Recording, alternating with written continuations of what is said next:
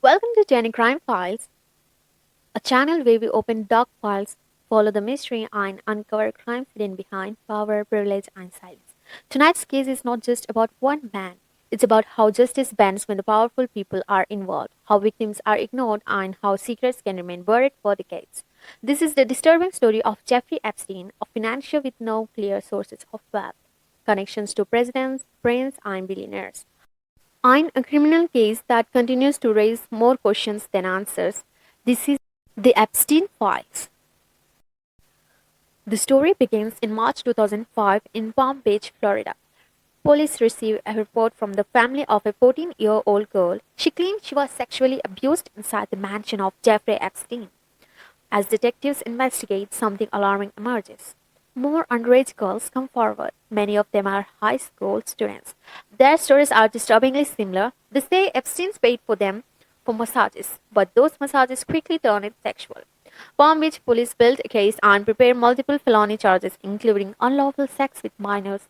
At this point, it appears Epstein will finally face serious consequences, but that is not what happens. In 2006, police formally recommend charging Epstein with multiple counts of sexual abuse of minors. Instead of moving forward, the case takes an unexpected turn. The local prosecutor sends the case to a grand jury, a move that delays everything. When the grand jury responds, the outcome shocks investigators. Epstein is charged with only one minor offense, soliciting prostitution. Palm Beach police publicly accuses the prosecutor of giving Epstein special treatment. Soon after, the FBI opens an investigation. Behind closed doors, Epstein's lawyers are negotiating with federal prosecutors, and what they negotiate becomes one of the most controversial plea deals in U.S. legal history. In 2008, Jeffrey Epstein pleads guilty not to federal sex trafficking but to state prosecution charges. He received an 18-month sentence. But here's the truth most people didn't know at the time. Epstein serves most of his sentence in a work release program. He is allowed to leave jail 6 days a week for up to 12 hours a day.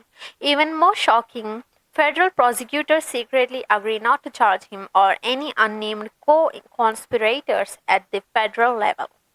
The victims are never informed of these deals. For many, justice never ever entered the room. In 2009, one of the Epstein's accusers, Virginia Robert Giuffre, files a lawsuit.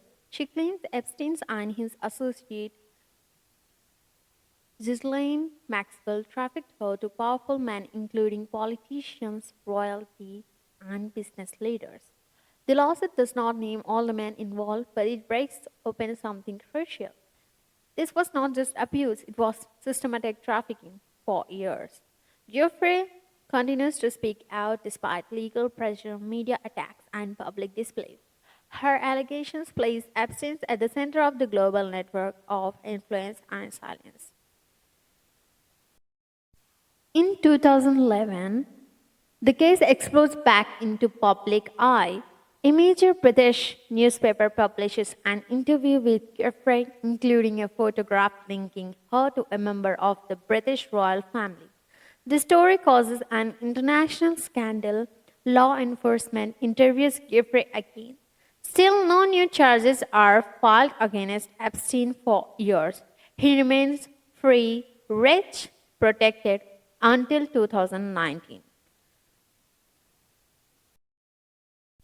In July 2019, federal prosecutors in New York arrest Jeffrey Epstein on sex trafficking charges. This time, the old plea deal does not protect him. The world watches closely.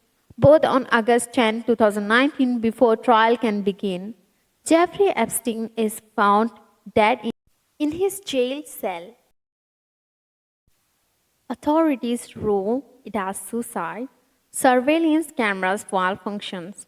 Guards fail to check on him, and the man at the center of everything is gone forever. For many, the truth dies with him.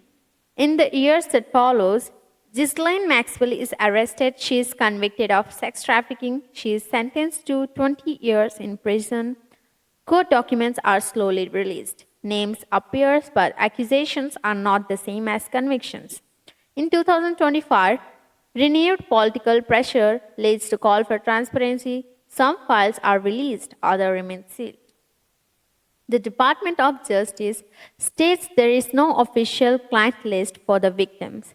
The truth still feels incomplete. The Epstein case is not just about sex crimes, it is about power without accountability, about how money opens doors and closes mouths, about victims who were ignored because their abuser was untouchable, and the most haunting question remains how many people knew and did nothing?